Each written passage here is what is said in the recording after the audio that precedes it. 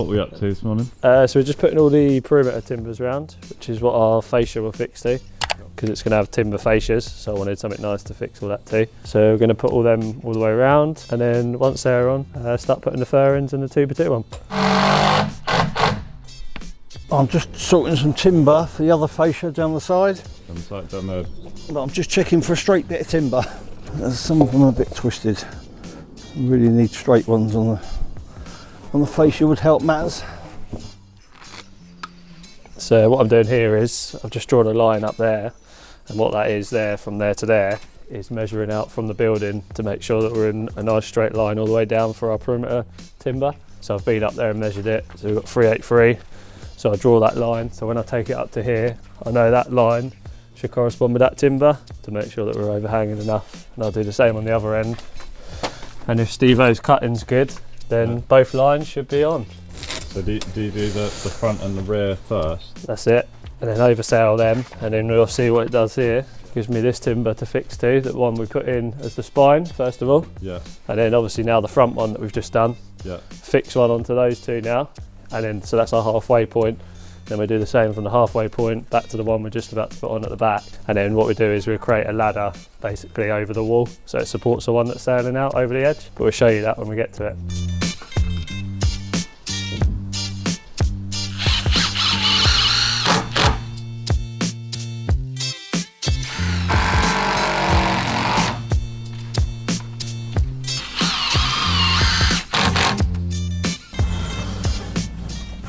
Nice. Make sure we're level that way, and what I want to be is nice and flat that way, because what it's easy to do when you put these timbers in, if you get 1, 2, 3 mil bigger, then this can bow out. So it's quite important when you're cutting these to make sure you're always nice out from your building, which will give you that nice flat edge all through there, as you can see. Level nice and flat against the timber.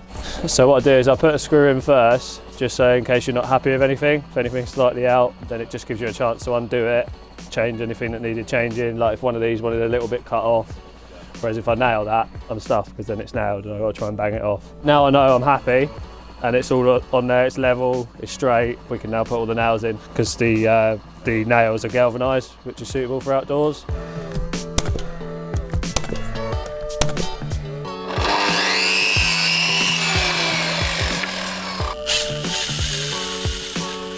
Yeah, that's good.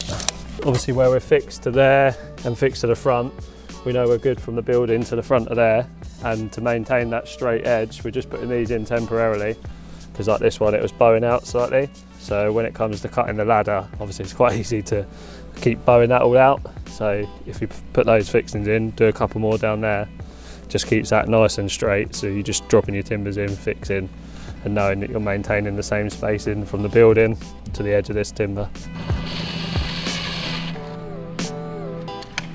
You can see that we're lovely and straight to the building now.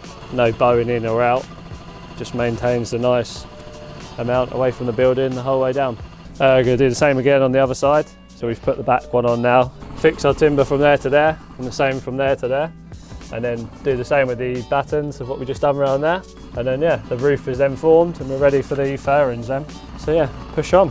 So we're just putting all these ladder pieces in here, so they rest on the top of your wall, and it's what supports that, because as you can see that's so far out from the building.